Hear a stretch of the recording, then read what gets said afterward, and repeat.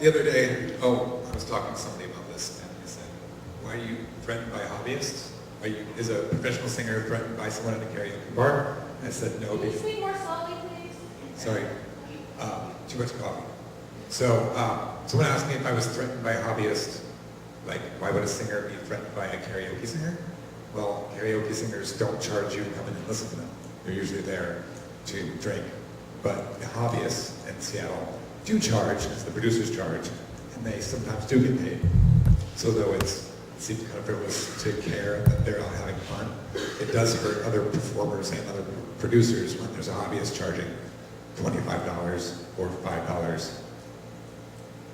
But, I just want to make sure that we're being clear of the difference between the two different definitions of professional. One being somebody who is their main income, and one being somebody who comes in and gives you good performance and is respected. Totally. If I consider myself a hobbyist, I have a profession that is separate from this, and this is not at all my main source of income. So I consider myself a hobbyist, but I give people professional strategy. there's a difference between professionalism and being a professional performer.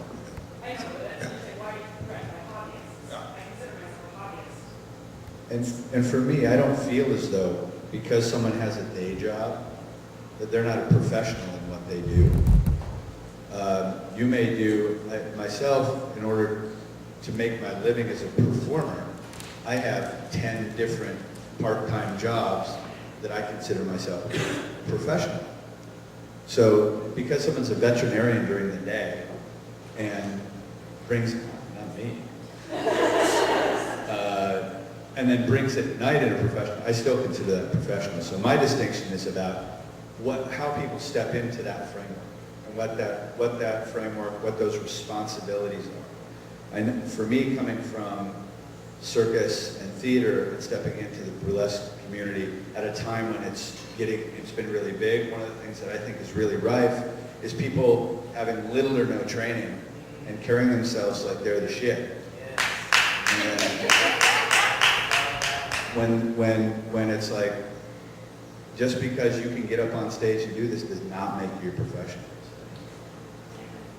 Do you feel that it's important for people who so-and-so don't care about the money and are just doing it for fun to still be aware that they're out there creating a bar that's possibly a little lower than some of us who are trying to make a little more of a living at it? Do you think that it's important for us as professionals to impress upon them that maybe they should consider not doing things for free because they're, you know what I'm saying? You're actually able to talk about the role of I had a question about the distinctions. In terms of holding yourself to professionalism on and off the stage, would part of being a professional also then be to expect and require those you work with and work for to also start shows on time and, that part of being a professional is to expect those around you and those you work for to do the same and require it?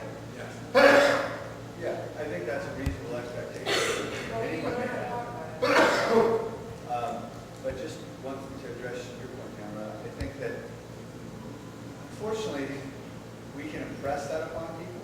I think, and that's important. I think it's valuable because that's also our responsibility to mentor people. And if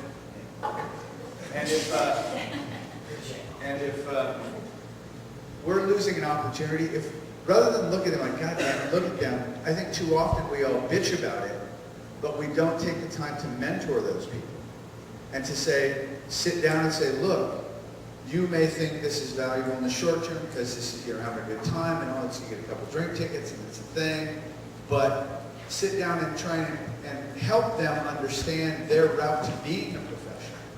Because unless they do that, we're going to set up a contentious situation where we have a bunch of performers going to a venue and they all put together a show and it's crap, but some club out there will hire them because they're cheap. And some of that, I think, we'll just have, the truth will out. Over time, those people won't last. Right, that's what I'm impressing. I think it's important for us to mentor people. Yeah.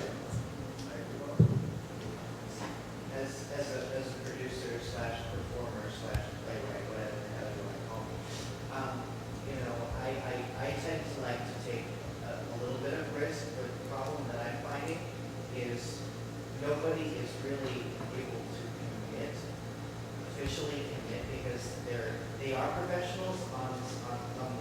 scale of what, I'm expecting in a show, but at the same time, they have day jobs.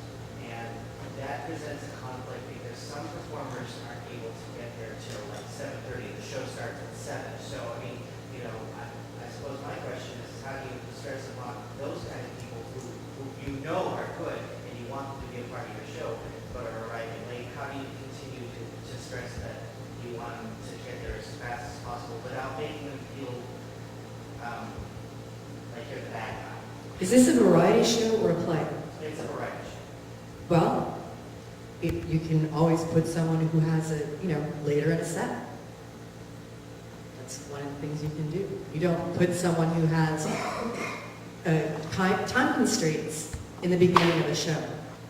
And that's also something. And if someone can't commit, they are a hobbyist person.